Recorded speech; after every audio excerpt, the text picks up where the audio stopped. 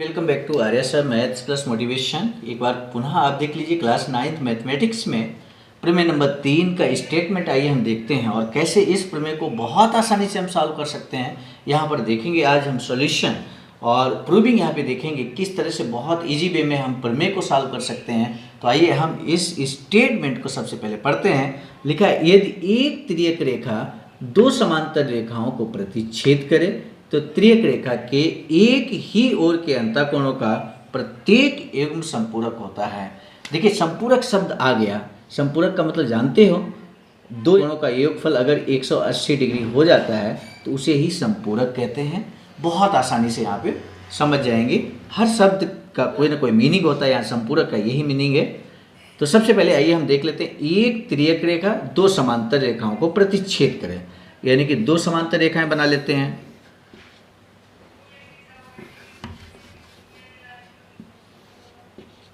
तो ये हैं दो समांतर रेखाएं जिनको नाम दे दें यहाँ पर ए बी तथा सी डी। तिर्यक रेखा की बात की है तो आइए तिर्यक रेखा बना लेते हैं। ये रही तिर्यक रेखा, इसको हमने आर कह दिया। ए बी तथा सी डी को प्रतिच्छेद करें तो आई थिंक यहाँ पर हम मान लें पी तथा क्यू ये प्रतिच्छेद बिंदु है। यहाँ एंगल मानना भी है, जरूरी है। 2 3 ये एंगल 4 कह दिया हमने, ये एंगल 5 है, ये एंगल 6 है, ये 7 है और ये एंगल यहाँ पर 8 है। तो इस तरह से इसको बहुत ध्यान से समझ लीजिए। यदि एक तिर्यक रेखा, सबसे पहले जब भी हम प्रमेय करते हैं तो आपको हमने पहले ही बताया है, सबसे पहले यहाँ पे लिखेंगे गिवन, यानी कि ज्ञात है। क्या ज्ञात है इस सवाल में, इस प्रमेय में क्या ज्ञात है वो हम यहाँ नोट करेंगे।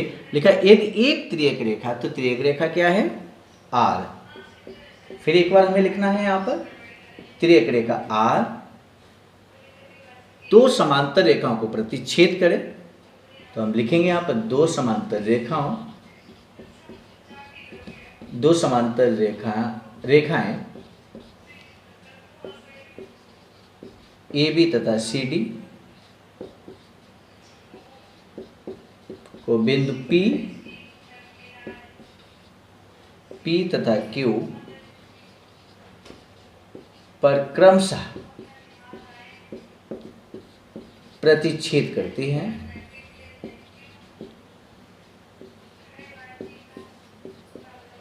जो यहाँ पर गिवन है स्पष्ट रूप से हमें लिखना है।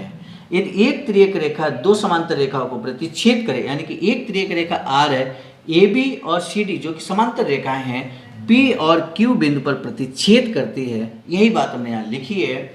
आगे लिखा है तो तिर्यक रेखा के एक ही ओर के अंतःकोण, तो तिर्यक रेखा ये है, इसके एक ही ओर अंतःकोण कौन कौन से हैं, एंगल 4 और एंगल 5। उधर की बात करेंगे तो एंगल 3 और एंगल 6 है। तो इस तरह से यहाँ पर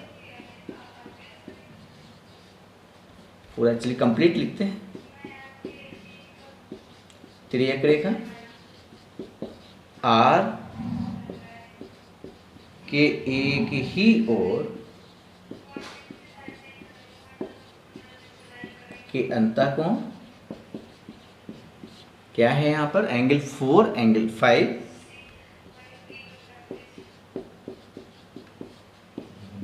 तथा एंगल 3 और एंगल 6। तो इस तरह से देखिए कंप्लीट जो कुछ भी यहाँ पे गिवन था वो हमने कंप्लीट यहाँ लिखा है कि नहीं लिखा है। प्रूफ क्या करना है, टू प्रूफ लिखेंगे। सवाल को थ्योरम को आगे पढ़ेंगे, प्रमेय को आगे पढ़ेंगे। अगली का तो तिर्यक रेखा की एक ही ओर के अंतःकोणों का प्रत्येक युग्म संपूरक होता है, यानी कि हमें प्रूव ये करना है कि एंगल 4 और एंगल 5 का युग्म, प्रत्येक युग्म यानी कि 4 और 5 को मिलाकर दोनों को ऐड करेंगे तो ये 180 होना चाहिए। और सेकेंड यहाँ क्या है, angle 3 plus angle 6 is equal to 180 होना चाहिए।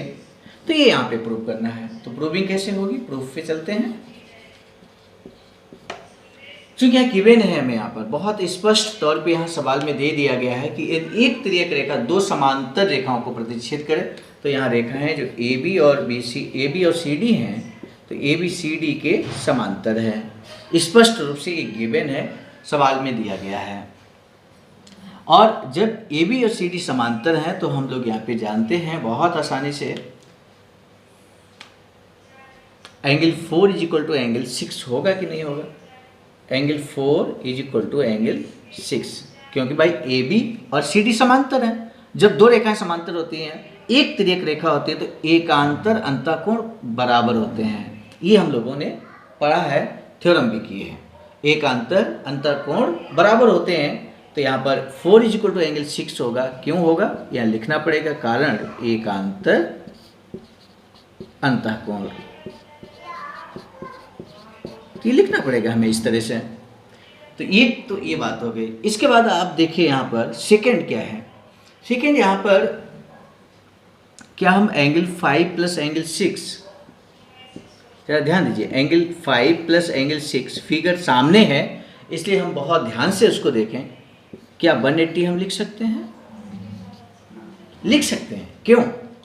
कोई भी एक सीधी लाइन है, सीधी लाइन की एक ही ओर जो कोणों का योगफल होता है वो 180 होता है, और इसको कहते हैं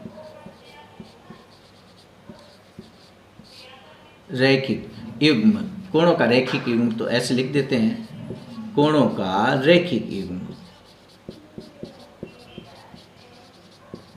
ये प्रॉपर्टी है, ध्यान रखनी पड़ेगी आपको। लीनियर पेयर ऑफ एंगल्स, इस तरह से हम कह सकते हैं।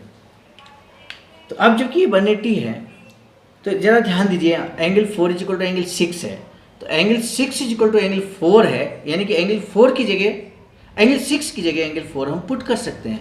तो क्या हो जाएगा, जरा देखिए, एंगल 6 ये है ना, तो इसकी जगह 4 पुट कर देंगे तो क्या हो जाएगा, angle 5 plus angle 4 is equal to 180 degree. अब जरा ध्यान से देखिए, हमें प्रूव क्या करना था, angle 4 is equal to angle 4 plus angle 5 is equal to 180 degree, यही तो प्रूव करना था, यही तो हमें प्रूव करना था। यानी कि 180 डिग्री आ गया दो कोणों का योगफल, और जो कि आप देखिए एक तिर्यक रेखा की एक ही ओर अंतःकोणों का योगफल है 4 plus 5 is equal to 180 degree. तो इस तरह से हम कह सकते हैं कि यहाँ पर यदि दो समांतर रेखाएं हैं, एक तिर्यक रेखा है, तो उनके तिर्यक रेखा की एक ही ओर अंतःकोणों का योगफल 180 डिग्री होता है, संपूरक होता है। ये बहुत स्पष्ट तौर पे कह सकते हैं। तो लिख देंगे इसी प्रकार, जैसे हमने ये प्रूव किया, ठीक इसी प्रकार हम angle 3 plus angle 6 is equal to 180 लिख सकते हैं। तो इस तरह से यहाँ पर प्रूव हो गया, हेंस प्रूव्ड। बहुत इजी वे में यहाँ पर हम प्रूव कर पा रहे हैं, बशर्ते कि हमें ध्यान देने की आवश्यकता है। किसी तरह का यहाँ पर भयभीत होने की आवश्यकता नहीं है। प्रमेय को प्रूव करते समय अगर धैर्यपूर्वक आप यहाँ पर पढ़ेंगे, देखेंगे, समझेंगे, तो निश्चित रूप से ये थ्योरम्स आपके लिए बहुत आसान लगेंगी और बहुत आसानी से इनको प्रूव किया जा सकता है। ये आपने यहाँ पर महसूस किया होगा। नई प्रमेय के साथ मिलेंगे, तब तक के लिए बहुत बहुत धन्यवाद। Thank you.